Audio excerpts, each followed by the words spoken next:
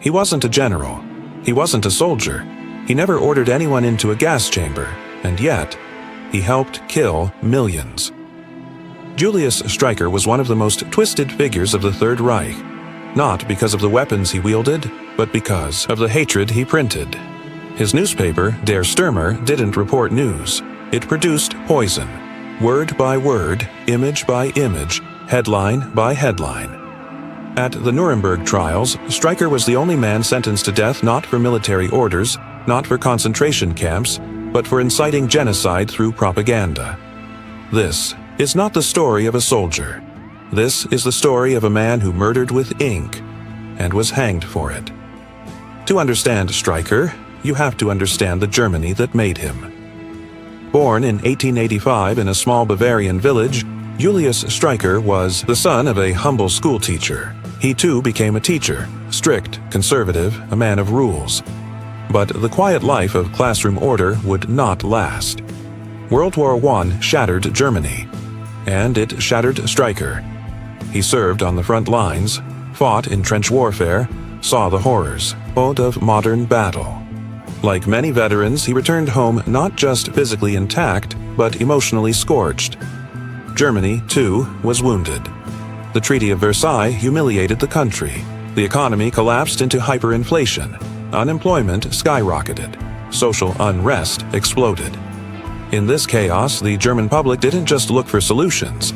They looked for someone to blame. Communists, liberals, foreign powers, and, most devastatingly, Jews. For Streicher, anti-Semitism didn't come from science, politics, or theology. It came from obsession. He wasn't just casually prejudiced, he was fanatically convinced that the Jews were responsible for every evil in German society. By the early 1920s, Streicher had joined several far-right anti-Semitic movements. He became known for fiery speeches, paranoia, and conspiracy-laced rants that bordered on madness. Then came 1923, the failed beer hall putsch, Adolf Hitler's first attempt to seize power by force. Streicher was there, marching side by side with Hitler, taking bullets for the cause. And though the coup failed and Hitler landed in prison, Streicher became something far more dangerous than a failed revolutionary. He became a loyalist, and Hitler never forgot it. When Streicher launched Der Stürmer in 1924, Germany already had a growing right-wing press. But this wasn't just another newspaper. It was different. It was darker. Streicher didn't aim to inform, he aimed to inflame. Der Stürmer quickly became infamous for its grotesque illustrations, pornographic, anti-Semitic content, and wild conspiracy theories. Jews were depicted as monsters, rapists, child killers. The paper accused them of corrupting German youth, stealing wealth, running secret shadow governments. The average issue included headlines like, "The Eternal Jew Must Die. Ritual Murder Discovered in Frankfurt. Germany Must Be Cleansed." Its most iconic phrase, printed in bold on every cover, "Die Juden sind unser Unglück." The Jews are our misfortune. The paper was a mix of obsession, sadism, and lunacy. But to the common man on the street, it offered something dangerously simple: a scapegoat. In a society that had been broken, economically, morally, and politically, Der Stürmer gave people an enemy. Even some Nazis were uncomfortable with it. Joseph Goebbels, Nazi Germany's propaganda minister, considered it too crass, too unsophisticated. But Hitler loved it. He called Streicher his blood brother, and once said, "Streicher sees the Jewish problem with the clarity of a prophet." With that endorsement, Der Stürmer spread like wildfire. By the 1930s, it was posted on public display boards across Germany. Train stations, schools, police stations, everywhere. Even if you didn't buy it, you saw it. It became part of daily life, part of the culture, part of the national mindset. Through repetition, propaganda doesn't just convince, it conditions. And by the time Hitler came to power in 1933, a generation had already grown up seeing Jews not as humans, but as parasites. That was Streicher's doing. He didn't just reflect hatred, he taught it. While der Stürmer poisoned minds across the nation, Streicher's own power base lay in Franconia, specifically the city of Nuremberg. Hitler appointed him Gauleiter of the region, essentially a regional dictator, and Streicher ruled like a mad king. He organized boycotts of Jewish shops. He oversaw public shaming rituals, forcing Jewish citizens to march with signs reading, "I betrayed the German race." He destroyed Jewish-owned businesses and orchestrated forced removals. He turned Nuremberg into a testing ground for anti-Semitic terror. The infamous Nuremberg laws, which stripped Jews of citizenship and outlawed intermarriage, were first celebrated. There, under banners, rallies, and Der Stürmer headlines.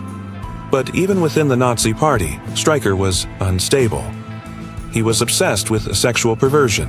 He wrote articles detailing Jewish lust for Aryan women in explicit detail. He was accused of abusing his power for personal gain, stealing property, and forcing himself on subordinates. By 1940, even the SS had had enough. He was stripped of all political power, publicly disgraced, but not silenced. Hitler allowed Der Stürmer to continue publishing, and Streicher used it to double down on his message. As Jews were rounded up, deported, and murdered, Streicher's paper cheered from the sidelines. He called for extermination. He described ghettos as cleansing zones. And in one article, he wrote, "The Jewish question will only be solved when the last Jew on earth is no more." He wasn't just documenting genocide, he was demanding it. In the spring of 1945, as Nazi Germany collapsed, Julius Streicher's poisonous newspaper collapsed with it.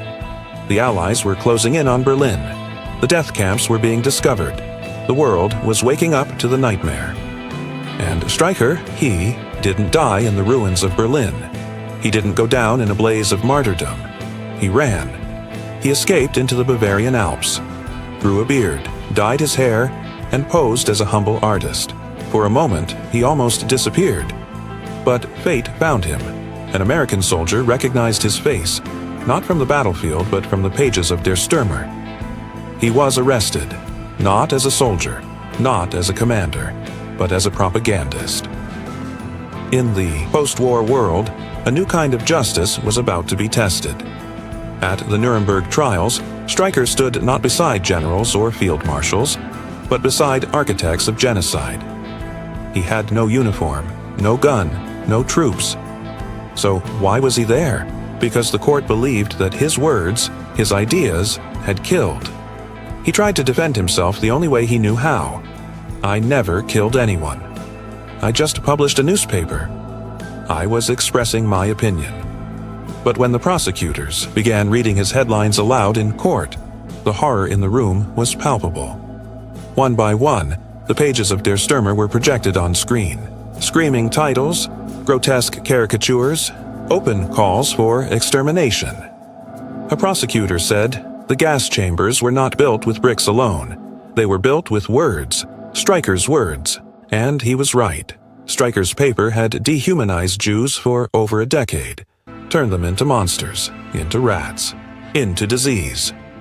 One of his articles had said, "A punitive expedition must be launched against the Jews, with fanaticism and without mercy."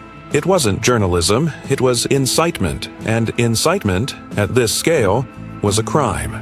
Streicher was found guilty of crimes against humanity, and in October 1946, the sentence was clear: death by hanging.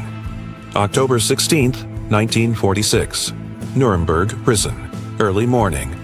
10 men stood in line. Former ministers, generals, governors of death. One by one, they were led to the gallows, and then came Julius Streicher. No uniform, no medals, just a defiant man, still clinging to the ideology that had brought him there. As he climbed the steps to the platform, he looked straight at the witnesses and shouted, "Heil Hitler!" His voice echoed in the chamber. The hood was offered. He refused. The noose was tightened. And then, just before the trapdoor opened, he screamed, "Purimfest 1946!" A twisted reference to the Jewish holiday of Purim, when Jews celebrate their survival over an ancient genocidal enemy. It was his final insult. Even in death, He couldn't let go of hate, but Streicher's death was not clean. Witnesses say he struggled. He didn't die instantly. He kicked. He gasped. He turned purple. It took several long, agonizing minutes. Some said justice had been poetic. Others said it was barbaric. But one thing was certain. The world had watched. A man die. Not for what he did, but for what he said. For the words he printed. For the venom he spread. For turning paper into poison.